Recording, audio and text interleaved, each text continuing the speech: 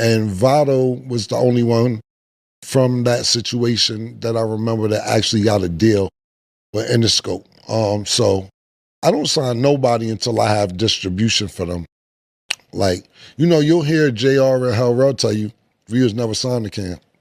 They're right, they was never signed to me. That's why it be bugging me out when they be like, yo, Cam jerk and Cam ain't do it. They wasn't never signed to me to beat to jerk. Nobody. Only person that was ever signed to me really is Juelz. You can't finesse millions from people who were never signed with you. For years, the narrative has been that Cameron played business games with Dipset, that he somehow maneuvered money behind the scenes, that he controlled contracts and publishing and royalties. But Cam just shut that whole story down with one simple fact. Most of the members of Dipset were never actually signed to him in the first place. He says he doesn't even sign artists without distribution first. No record deal, no paperwork, and no executive control. No ownership leverage. That changes everything. Because if there was no contract involved, then there is no back-end percentage. No hidden royalty split. No label profit to Finesse. Cam is basically saying, how can I take millions of dollars from you if you never signed to me in the first place? How can I rip you off if there was no agreement?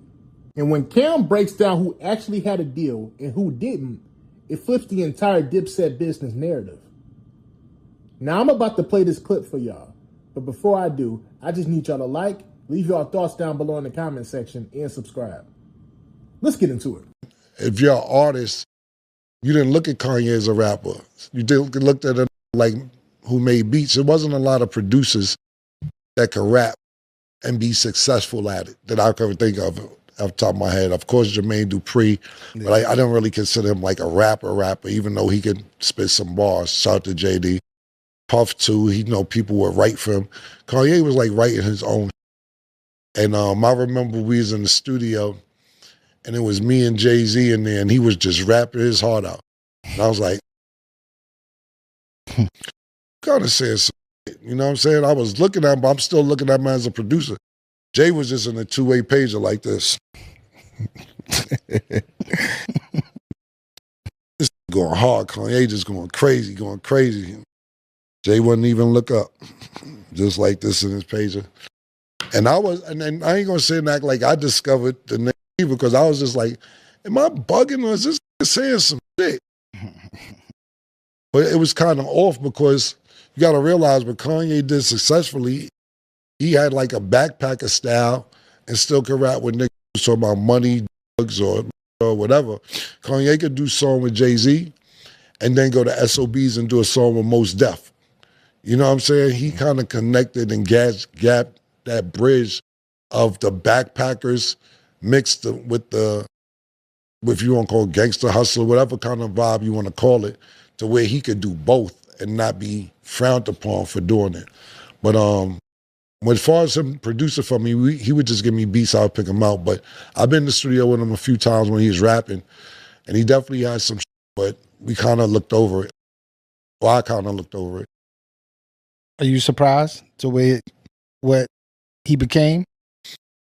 Nah, I'm not surprised. You got to realize that if you put your mind to it and your hustle to it and set a goal out and a plan out for yourself, you can do it. Because like I said, he was rapping. Excuse me, he was really rapping, not just rapping. He was pretty good. I just was looking at him as a producer. You started a label called the UN. It's a two-part question. How many artists did you have signed to that label? I don't remember. I know Vado was there. I didn't really have, see, the thing about it with me is I don't have artists signed to me until I go get distribution to get a deal. So I remember I had Bird Lady. She was working with me. And I had Vado. And Vado was the only one from that situation that I remember that actually got a deal with Interscope. So I don't sign nobody until I have distribution for them. Like, you know, you'll hear JR and Elroy tell you, we was never signed to Cam. They're right, they was never signed to me. That's why it be bugging me out when they be like, yo, Cam jerk and Cam ain't do it. They wasn't never signed to me to beat to Juelz. Nobody. Only person that was ever signed to me really is Juelz. Outside of that, he's like, yo, Cam ain't do this or Cam ain't do that. How the f I got over on you? You never was signed to me. Period. So unless I got distribution with you, I don't even want to do a deal with you because I don't want to hold your life up if you could go get another deal. But as far as the UN was concerned, Vito's the only one that I did a major deal with. And the distribution was what? In the scope. Paperwork decides who gets paid. This whole situation is a reminder that the music industry runs on contracts and not feelings. A lot of fans think somebody can just finesse millions out of you because they are the boss of the crew. But that's not how record labels work. That's not how publishing works. That's not how distribution deals work. If there is no signature, there is no percentage. Cam is basically saying something simple. If Jim Jones and other members of Dipset were not signed to him, then there is no way he could control their masters or their royalties. You cannot skim off a deal that doesn't exist. You cannot collect executive money without executive paperwork. That's just business law, not opinion. Without a signed recording agreement, a label executive has no legal claim to an artist's royalties or master ownership. That's not street talk. That's contract law. So when Cameron says most of them were never signed to him, that changes the entire conversation.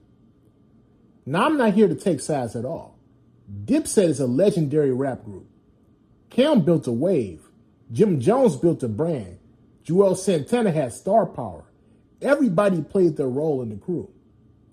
But what this really shows is how dangerous assumptions are in hip-hop. Fans hear leader and automatically think ownership. They hear CEO and automatically think control. But titles in music mean nothing without distribution and paperwork attached. If anything, this conversation is bigger than Cameron. It's about independent artists understanding structure. If you're not signed, then you're free. If you're free, then your money is yours. And that also means you carry your own risk. Cam's strategy sounds like he did not even want to hold people up unless he had distribution in the first place. And that tells me he understood leverage. He understood timing. He understood that a bad deal is worse than no deal at all. At the same time, I can understand why people might have felt confusion back then. Crews move as a one unit.